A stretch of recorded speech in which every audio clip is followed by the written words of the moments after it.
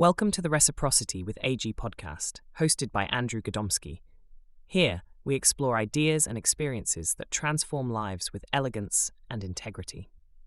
Andrew spent over 15 years as a workforce analyst for Fortune 500 companies in finance, healthcare, and supply chain sectors. In 2022, he took on the coveted role of Senior Operations Research Analyst at the U.S. Department of Homeland Security, committed to enhancing cybersecurity and AI skills for the American people, its residents, and tribal nations. Andrew founded Aspen Analytics, a firm that leads in compliance and ethical challenges in our AI-driven era. Their Canopy platform turns risk into action, offering real-time policy solutions across wage and human capital disclosures, algorithmic and AI decisions, and cyber risk to HR departments.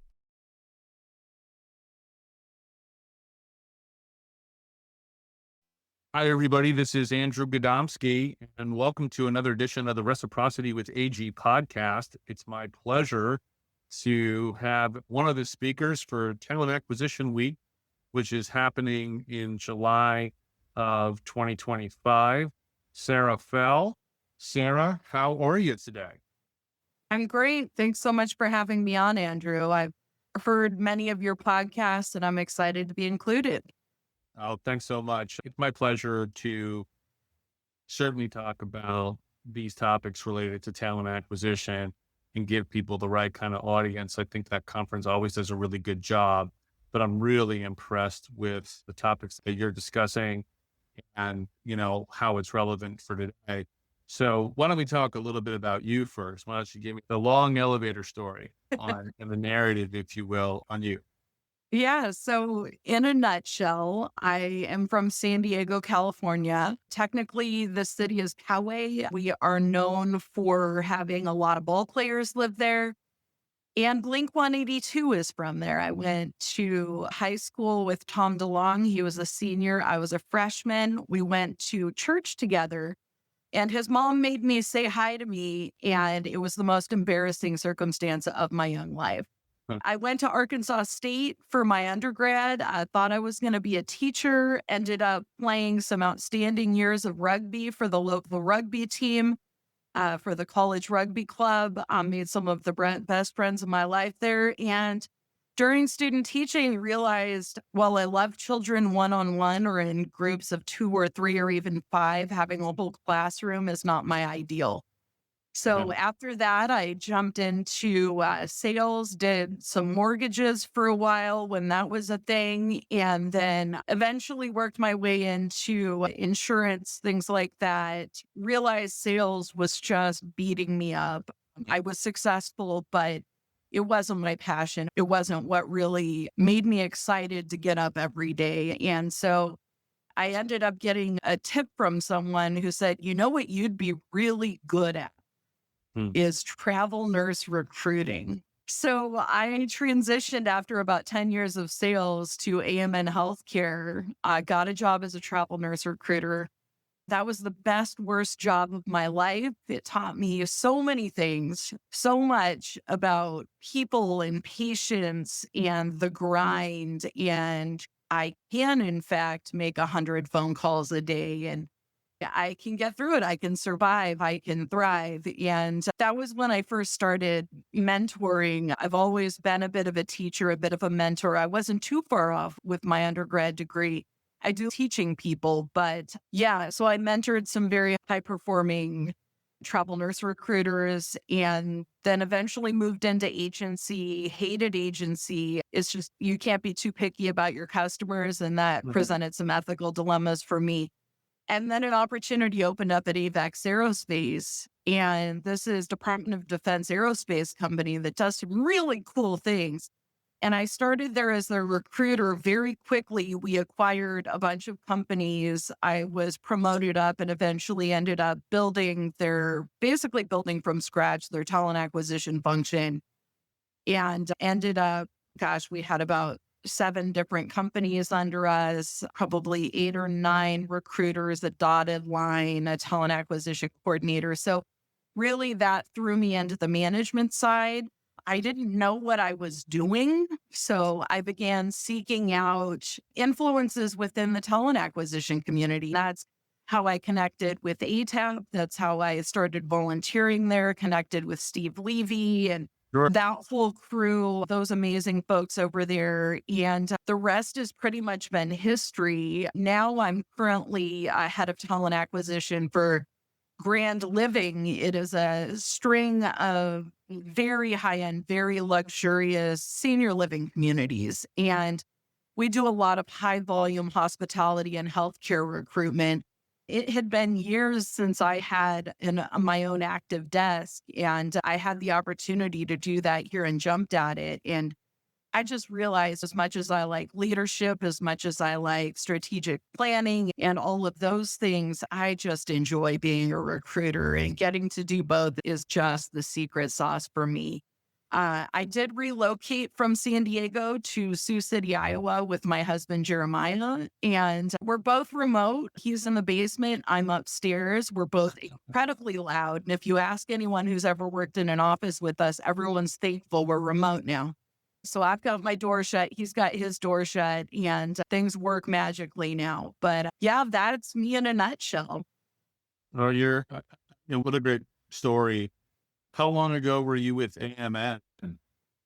Oh gosh, I started, it'll be 10 years ago. 10 years Okay. ago. So I've spent 10 years in sales and 10 years in recruitment. And it's funny, in fact, I just saw today a post by Joel Lalji saying he hit his 10 years. And I had to think about it. I'm like, gosh, you know what? I think I'm at 10 years or very near it now too. I'm trying to remember one of our other guests, Travis Furlow, was over at, and so I was curious if you guys had cross paths there, but I think that might have been 7 years ago, Sure. so that he was there. But let me tell you something, healthcare is where it's at. I've Yeah. had a number of customers and having dialogues, and I have been very public. I don't know if that's always a good thing about the future of recruitment and where it's going to go. If you're not in trades and healthcare in terms of recruitment as a staffing organization or as a talent acquisition professional, you really need to start thinking about why you aren't working in areas where there is not a digital footprint. I And agree. it's a very different type of recruiting. And it's whether it's top secret cyber personnel, nurses, machinists, phlebotomists, electrical engineers. It's almost kind of do the thing where, but another example is law enforcement. Sure. Law enforcement recruitment is just brutal. It is. Oh, it's as bad as awful. trucking.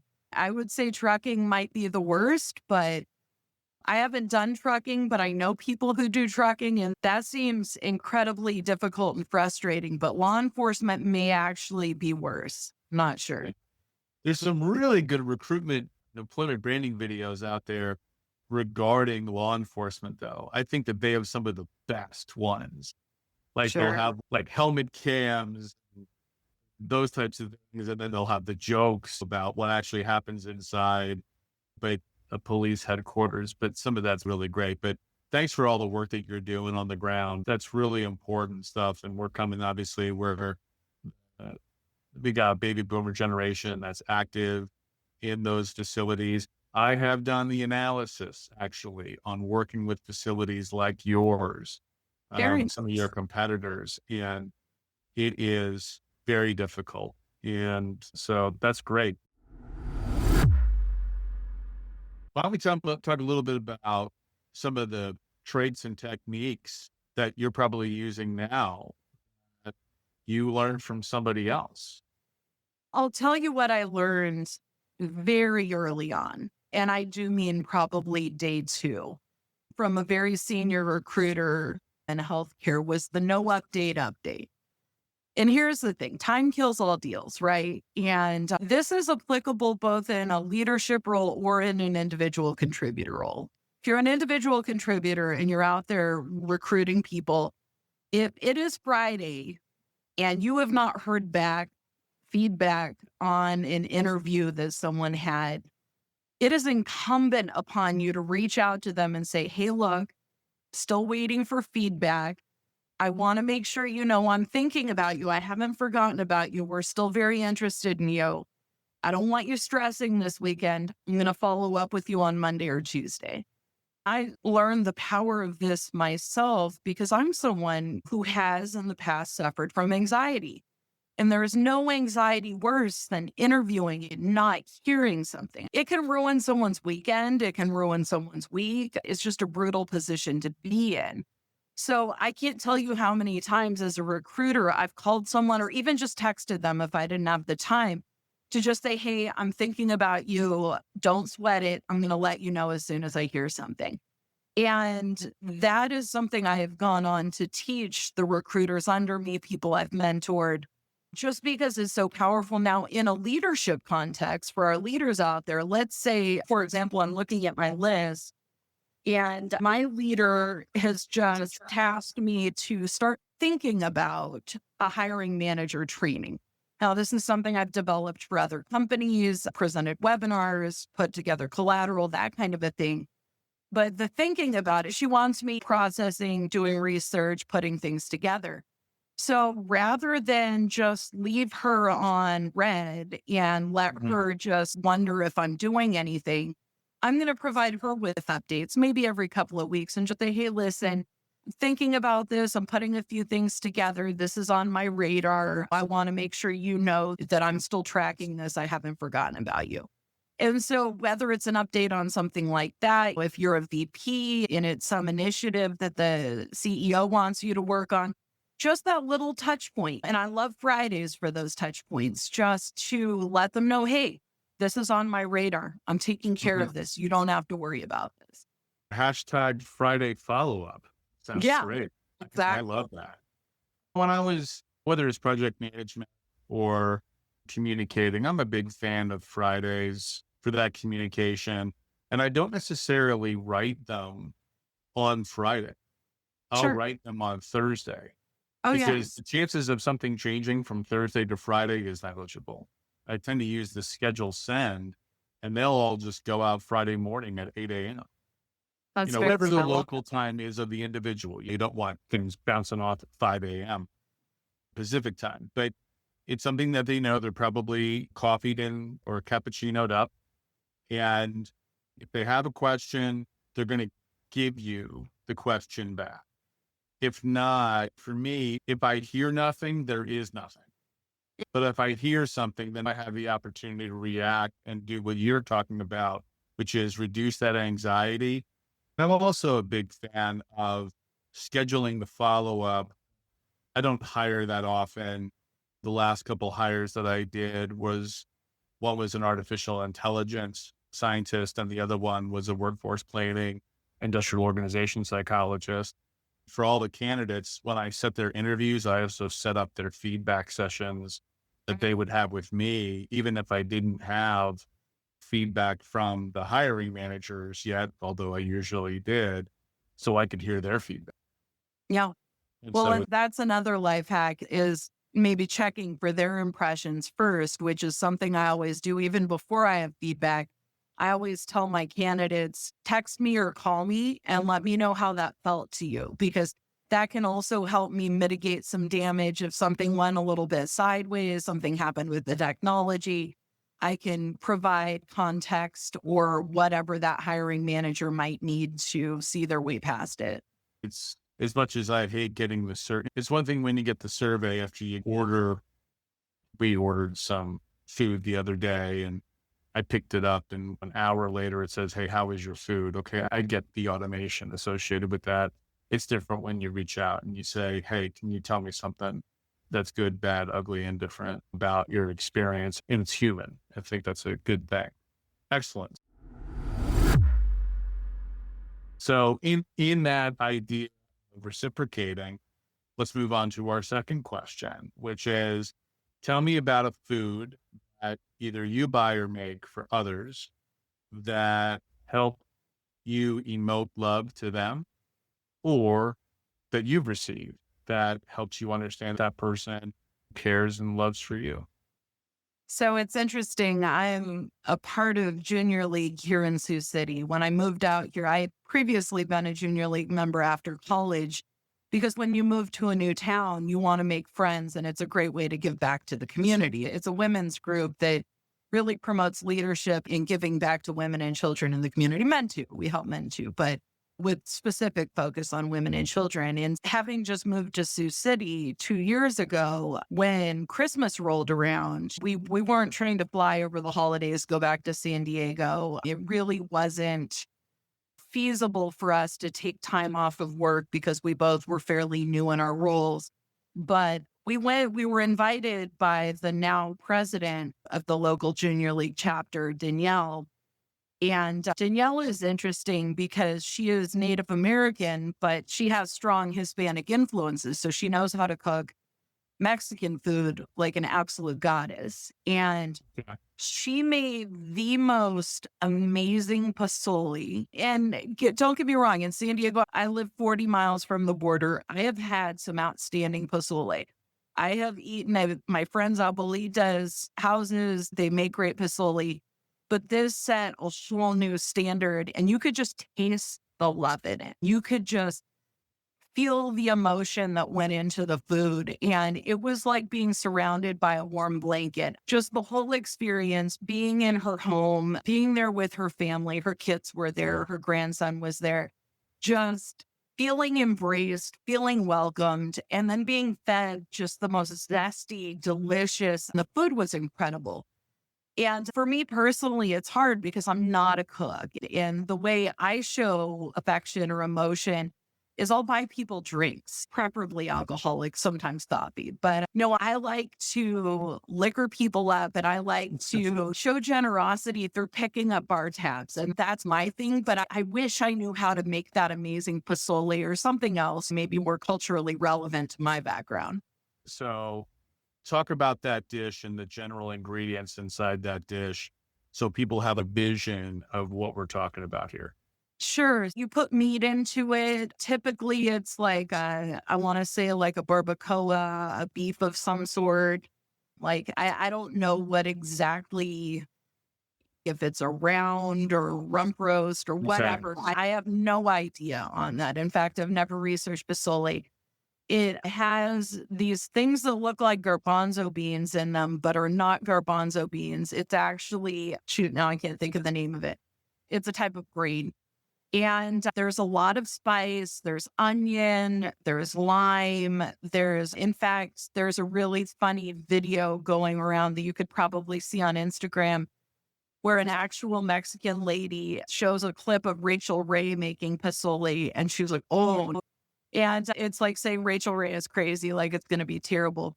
You put cilantro in, you put a lot of different ingredients in there, and it's like a soup, but it has chunks of meat and it has chunks of this delicious grainy stuff. And then quite often you'll use just the little fried tortillas. You break pieces off and you dip it and scoop it. And it's really good to dump a bunch of hot sauce in. And it's just spicy and flavorful. I got it all over my shirt. As a guest in someone's house, you don't want to do that, but it's impossible. It's going to get all over your shirt. Got it. Like this podcast and its transparency? Then you will love Aspen Analytics. Their audit documentation enable employers to share with investors, analysts, and regulators how their chosen HR practices using AI, wage equity, and analysis reduces significant business risks. Remove these risks before they become real problems. Find out more at www.aspenanalytics.io. Okay. So let's talk about focus, work. How do you keep it? Did you have a model? Do you struggle? Do you succeed? Let's talk about that. I am an ADHD kid. Focus is ephemeral at best. Even I take medication for the ADHD and that doesn't always work. I have just learned to ride the waves. And so I grew up surfing and you'll sit there sometimes and it'll be perfectly flat and there is nothing going on, but you just have to enjoy the moment. And then when the burst of energy, the wave comes, you paddle, get into it, and then you ride the wave. And that's how I approach focus. For me, it's being very strict with how I regulate my calendar. I provide myself with highs of energy and lows of energy. So there will be little breaks in between things where I can flake off and do a million different little tasks that I have going on. I would say without my Outlook calendar, I would be absolutely lost because, and it's funny, she also suffers from the same problem. And she and I have collaborated on this, and she gave me a couple of interesting tools for focus. But no, it really is. You could be in the middle of something, it's squirrel. And it really is a challenge for some of us special kids to stay focused and stay driven. The trick, I think, is loving what you do. And I truly do love what I do. And so because I'm passionate about it, I'm obsessed with it. It holds my attention, but that doesn't keep me from the UPS guy driving past my open window and immediately I'm paying attention to something else. So it really is a challenge. Movie, play, musical, poem, or book, which speaks to you? You've experienced more than once. Do you recommend one? Just literary, go. I could talk about this for hours, but I'll tell you what the book is that I'm most obsessed with right now. And it's just because it's so relevant to talent acquisition and it's a well-written story. I love everything about it. It's Unreasonable Hospitality by Will Guidara. And I read it through when I first took this job back in October because it was recommended to me by Nikos Westmoreland. He's our chief operating officer. And then it was brought up multiple times in meetings where they would reference back to the material. And I'm like, okay, I've got to read this. So I bought it, read it I think I maybe sat down twice to read it because it really was that gripping. But it's a story of this premier restaurant, which didn't start out premier. It's 11 Madison Avenue, I believe is the name of it. And Will Guidara started out in hospitality, went to school for it, worked his way up, went to different restaurants, did different things.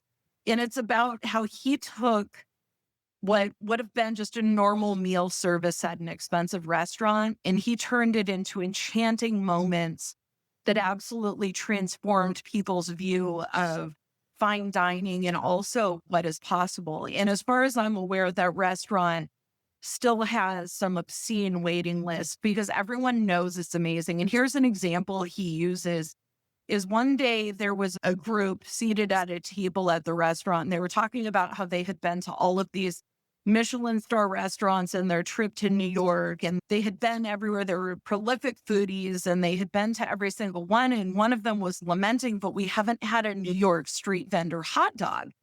Okay. And that struck Will as something that was absolutely crucial to a well-rounded trip to New York. So he goes sprinting down the street, finds a hot dog vendor, buys a hot dog, brings it into the kitchen, hot dog. tells this amazing chef who's just one of the best in the world, I need you to make this sexy. I need you to present this like it's beautiful. And the chef at first dug in his heels, but then when Will explained this is going to make their trip, so he cut it into 4 pieces, put little swooshes of mustard, little dabs of relish. And when it was presented to them, the group was so overwhelmed that it absolutely transformed the experience for them. And for him, it's always something that's a one-off that's specifically tailored for that person. And I have taken that, and that's the approach my company wants to take with senior living, treating senior citizens to these beautiful experiences that are specifically tailored with them in mind.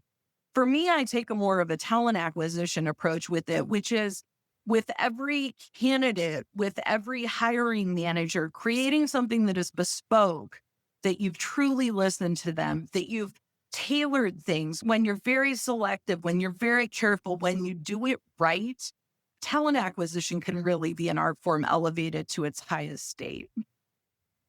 For those of you who really love that hot dog story, you'll see something like that on an episode of The Bear on Hulu or FX. That show is based on Will Guidara's restaurant. But that's an excellent example of catering to the needs that people want rather than what you want to provide to them.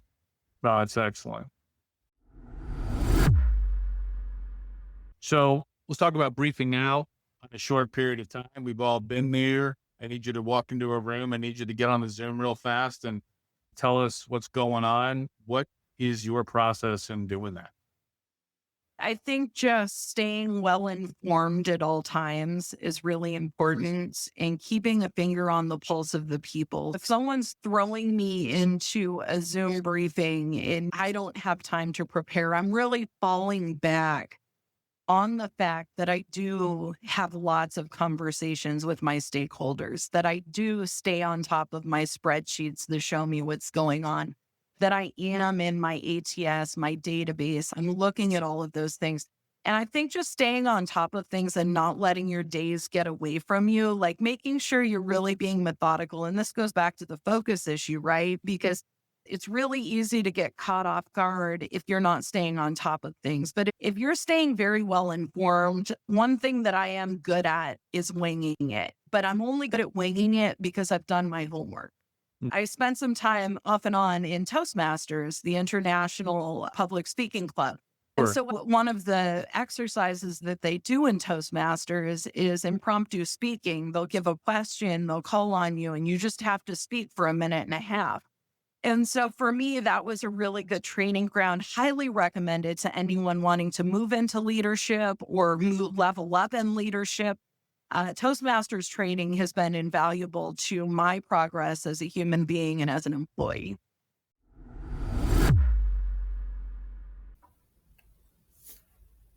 This is the end of part 1 of this podcast. Be sure to come back to your favorite podcast platform and listen to part 2. Thanks for listening to the Reciprocity with AG podcast. You can enjoy more episodes by favoriting the podcast at leading podcast platforms. On behalf of Andrew Gadomski and all our guests, we enjoyed the time spent with you and ask you to consider reciprocating powerful learnings to and from all you meet.